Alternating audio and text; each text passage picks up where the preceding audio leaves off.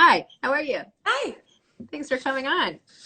Yeah, thank you so much for having me. Of course. I loved your book, how you included sort of the history of women athletes and then profiled all these current athletes with beautiful photography at the end as well. Like that was a really cool idea. How did you come up with this format?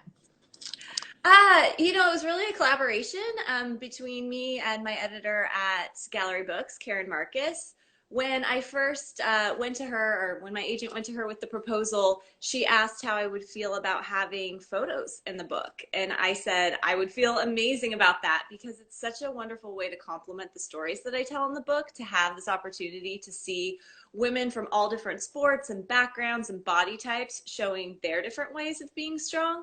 So we weren't sure exactly how that was going to look in the book, even after we were doing the photo shoots. That was kind of still a TBD.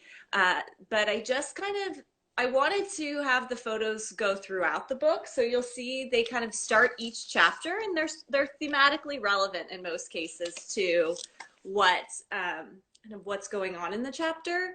And then at the end, each athlete has a bio that explains more about their story. And I just didn't want to interrupt the narrative too much in the book. So that's how the bios kind of ended up at the end. But I think it's a nice way to end the book, just getting this dose of stories that are all very diverse from these women. Amazing. So how did you come up with the idea to sort of do a deep dive into women's sports history to begin with? Where did that come from? I have played sports my entire life and was always pretty active growing up. But it wasn't until a few years ago that I started to strength train. And I really, when I was younger, didn't ever think about being stronger. I thought about being faster, more agile, or all of these other skills, but I really didn't want to get bigger. That wasn't something that a lot of girls wanted to do when I was growing up. But when I started to strength train, I realized how empowering it was and how many women I was seeing around me and on social media who had really discovered that as well. So a few years ago, I went and I signed up for a bodybuilding show as just a kind of a challenge to myself. And the reaction was really interesting because there was a subset of people who thought that was a really cool thing to do, and they wanted to know what my training plan looked like and what my sparkly bikini on stage would look like, which was why I chose bodybuilding, was because I had done some other things beforehand, like run a marathon and climbed Mount Rainier, and I did a double century bike ride. But this was more outside my comfort zone to kind of stand on stage and do this thing. So there was that subset of reactions of people who were really excited, and then there was reactions of people who were very curious how I was going to date, or if I was going to change my body in a way that might be unattractive, or people warning me not to hurt myself by lifting too much. And so I felt like in culture, I was seeing so many strong women. There's an American Ninja Warrior on TV where the women are the most popular competitors in many cases. And yet we still have these ideas about what activities are appropriate for women and how far is too far, how big is too big. And I was really curious about how strength training had evolved for women. So I went to the library, I checked out a lot of books, and I found that the books on the history of fitness just didn't cover women very much. The pages were mostly devoted to men. And that's when I knew it was a good book idea, because the way that I wanted to cover the evolution of physically strong women hadn't been done before. Well, it's super inspiring the way you track it. And it's so neat even to see these old pictures of when women started bike riding and like the very beginnings of all these things. We take it for granted, or I take it for granted, that we can all be athletes as well as everything else we're doing, right? We can run, we can play tennis, we can do whatever it is that we love to do without a second thought. And yet, not so long ago, that was totally not the case.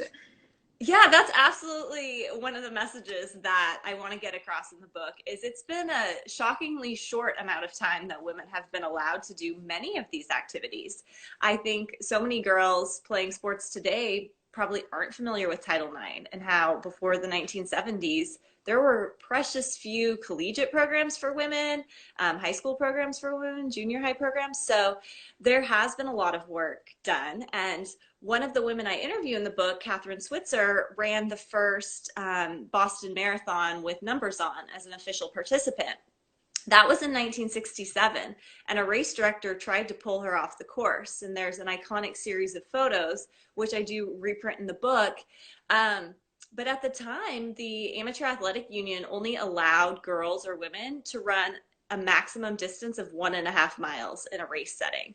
So that was into the 60s and 70s. That really wasn't that long ago. There are plenty of people still around who remember those days. So yeah, I think that we do sometimes take for granted what we're able to do today. And by highlighting these women who have paved the way, it's not only educational, but it's inspirational as well.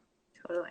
I also found it really interesting how you talked about women's perceptions of their own bodies and how that has changed. Even now, there was one quote, and I was like, I'm going to dog ear this page because I know I'll be able to find it right away. Now, of course, I can't. Well, even when you say like it wasn't until it wasn't until I realized how powerful I felt slinging around a barbell that I began to let go of my preconceived ideas about my body's appearance. And then you said how as the world has changed, you've changed too. My weight today would horrify my 18-year-old self, and my arms are no longer the toothpicks I once prized, and yet I've learned the numbers on the scale are just one aspect of my life. It turns out I'm more motivated by the number I can deadlift. I loved that line. That's so cool. It's like finally a way to reframe the numbers that women have to sort of, wear branded across us in some way, and that to get the number off the scale seems like such a relief. So yeah, focus on the number of miles you can run or what you can deadlift or all the rest, right? It's amazing. Yeah, absolutely. And I think that's something that so many women who strength train find. And I do want to say, like, even if you don't strength train, this is still an interesting cultural history, just if you're interested in women's history at all, or just how different cultural movements have actually been tied into strong women. But I do think that reframing what we think we're capable of makes a big difference. And I get into the book into a little bit of like psychology, studies that have been done that have shown when you tell a girl that she can't do a pull-up, she just thinks that she can't and never works on it, never tries it. And then that becomes kind of this self-fulfilling prophecy.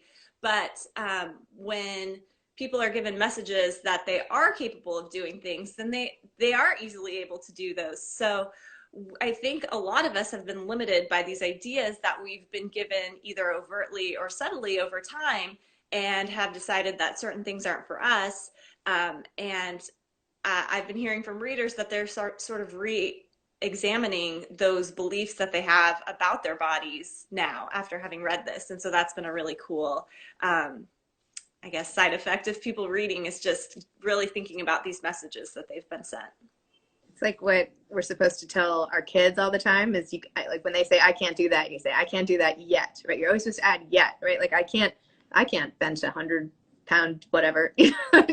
Right. Maybe not, but you can still do it. You can't do it yet. So I don't know. I think it's very. And there's so much to be learned from just the journey of trying to do that, or the effort of trying to do that. So I am not as strong as most of the women profiled in the book. I cannot lift a huge Atlas stone the way Kristen Rhodes, who's in the book. She's been America's Strongest Woman 8 times. My tween daughter and I have been doing these Chloe Ting workouts that are free, and her like summer shred program starts today. And so you get like a couple little workouts, and it's not overwhelming because they're only like 11 or 13 minutes. And I'm like, I can do that. If I can just do a little bit, then I'll get stronger eventually. So anyway. Definitely. And short is fine when it comes to strength training. It's really about being intentional during that amount of time. Yeah, well, I'm intentional enough. Anyway. Yeah. Thank you so much for having me. Thanks for coming on. I love all the interviews you're doing. And so it's great to be here. Thank you. Thanks so much.